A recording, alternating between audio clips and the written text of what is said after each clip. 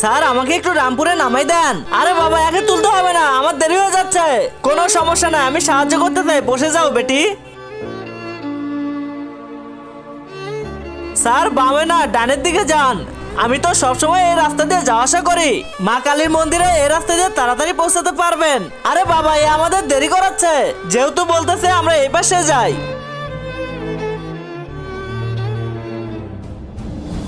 Sir এখানে দাঁড়ান। হ্যাঁ ঠিক আছে।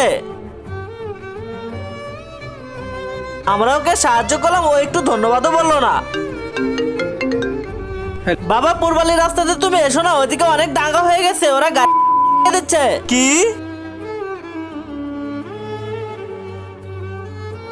কিন্তু তার আগে তোমার কাছে কোনটা সব থেকে বেশি দামি, এক বস্তা টাকা নাকি মা বাবা? যদি মা বাবা হয় ভিডিওতে একটি লাইক করে চ্যানেলটা সাবস্ক্রাইব করে দিও। লাইক সাবস্ক্রাইব যদি তুমি না করো তাহলে আমি বুঝে নেব তুমি মা বাবাকে একটুও ভালোবাসো না। বেটি এটা তো রামপুর না।